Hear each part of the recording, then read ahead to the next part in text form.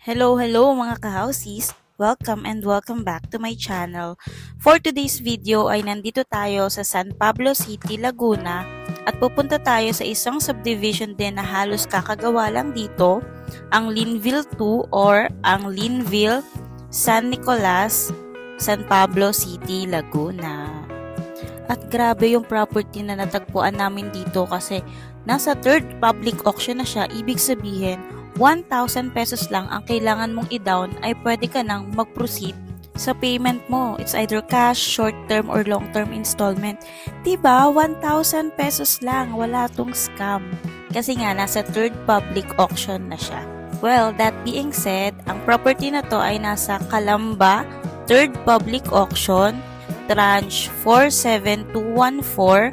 Ang kanyang bidding duration ay simula August 8 hanggang August 14, so pwedeng-pwede ka pang makahabol sa pagbibid.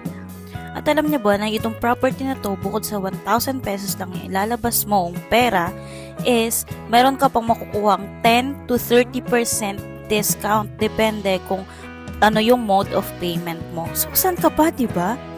And yes, isa itong unoccupied, so wala ka nang papaalisin pa na tao para makapag-move in dito.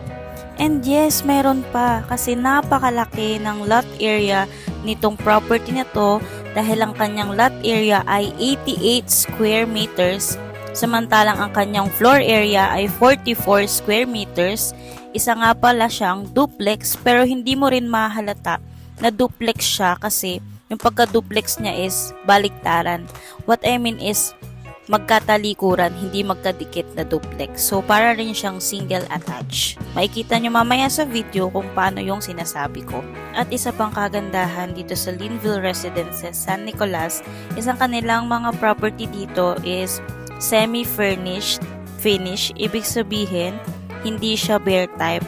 So, kapag pasok mo ng property, livable na siya, meron na siyang tiles, and meron na rin pintura yung mga pader. And meron pa kasi, believe me or not, is 3 minutes away lang siya from SM City San Pablo. So kung ako sa inyo, ibibid ko na talaga tong property na to kasi sobrang ganda niya. As in. So ngayon alam ko ng curious cast kung magkano siya. So ang kanyang starting bid ay around 1.7 million pesos. So around that, ang inyong estimated monthly amortization is around 10,000 to 11,000 pesos. And of course, ang magiging down payment nyo ay hindi na 5% kundi 1,000 pesos only. And alam kong na-excite ka na makita yung property. Pero bago ang lahat, if interested ka sa mga ganitong uri ng content, ay i-click mo na agad yung subscribe button and notifications button para updated ka sa mga future ko pang i-upload na mga videos about foreclosed houses. Dahil ang susunod lang naman natin na i-upload ay isa pang property na duplex sa Calamba Park Place. So abangan nyo yon kung dun kayo interesado at hindi dito. Ang water provider pala dito is San Pablo Water District. Ang kanilang internet provider ay meron ng Converge, meron na ring Sky Cable or siguro may PLDT na rin. And then, ang kanilang electricity provider is of course Meralco. So, bago ko pa makalimutan, ang complete address pala nitong property na to is Block 17, Lot 17, Linville, San Nicolas, San Pablo City, Laguna. And, ang property na to is matatagpuan siya yan sa tapat ng tangke. So, malapit na tayo. Konti na lang. Ayan. So, ito na yung property. O, diba? Ang lawak-lawak niya. So, ito pala yung environment niya. Wala siyang mga katapat ng bahay kasi tangke yung katapat niya. Pero meron siyang mga katabi. Ayan. As you can see, ganyan pa siya kalawak sa harapan. Ayan.